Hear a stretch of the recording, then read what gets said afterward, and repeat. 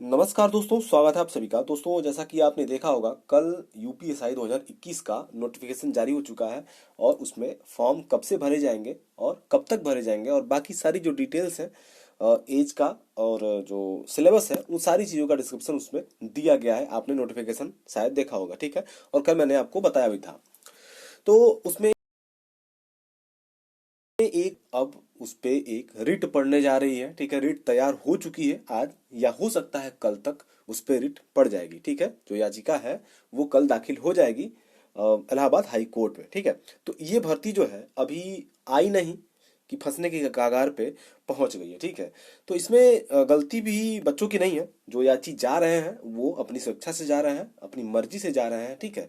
और अपने बेसिस पे जा रहे हैं और उनको पता है कि गवर्नमेंट ने गलती किया है, आयोग ने, और उसको ये सुधार करवा के रहेंगे। जैसा कि आप जानते हैं 2016 का जो केस था वो सिर्फ और सिर्फ नोटिफिकेशन पे ही वो केस चल रहा था, ठीक है। और ये बच्चे जो थे वो बाहर के, वो इलाहाबाद हाई कोर्ट्स के डबल बेंच में भी जीते और सुप्रीम कोर्ट में अभी सस्पेंडेड है, सॉरी, अभी वो डिसीजन पेंडिंग है।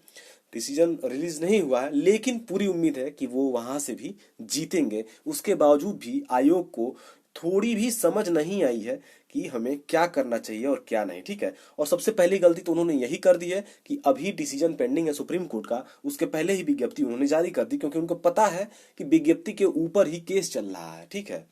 जैसा कि उन्होंने, आपने अगर नोटिफिकेशन पढ़ा होगा तो उसमें देखा होगा कि उन्होंने लिखा है कि जो भी 35% या 50% का जो भी उसमें बताया गया है वो अंक नहीं, यानी कि परसेंटेज नहीं, वो उनको परसेंटाइल चाहिए, ठीक है। वो परसेंटाइल चाहिए और इसी पे केस भी चल रहा है कि परसेंटाइल नहीं होना चाहिए, जिसको high court, Allahabad high court का डबल बेंच जो है वो मान चुका है, सुप्रीम कोर्ट भी मानने वाला है। उसके बावजूद भी इन्होंने फिर वही गलती दोहरा दी है, ठीक है। खैर, उसकी बात छोड़ते हैं। दूसरी बात जो है, मेन चीज है, वो एज के लिए है। मेन चीज जो अभी रिट पड़ रही है वो एज के लिए ही पड़ रही है। अगर एज इन्होंने इतना नहीं आगे बढ़ा के दिया होता तो शायद इस रिट से ये बच जाते, लेकिन उनको इसका खामियाजा अब भुगतना पड़ेगा आयोग को। एज जो है ये 1/7/2021 तक का ले रहे हैं, यानी कि अगर 1/7/1993 से अगर पहले आपका जन्म हुआ है तो आप इस फॉर्म में एलिजिबल नहीं है। जबकि एक वो सुप्रीम कोर्ट का एक आदेश है जिसमें कहा गया है कि 3200 वैकेंसी हर साल आनी चाहिए 2017 से, ठीक है।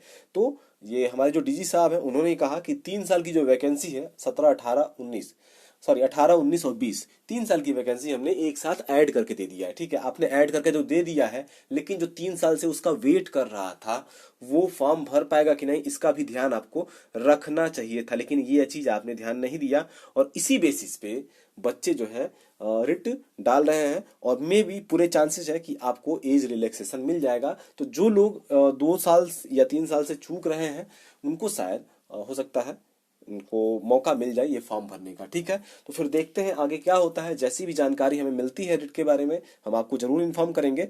और अगर आप भी उस रिट से जुड़ना चाहते हैं, याची बनना चाहते हैं या उस ग्रुप में शामिल होना चाहते हैं तो नीचे एक डिस्क्रिप्शन में टेलीग्राम का लिंक दिया होगा, आप उस पे जाके उसको ज्वाइन कर सकते हैं, ठीक है। तो फिर मिलते हैं अगले किसी अन्य वीडियो के साथ, तब तक के लिए धन्यवाद।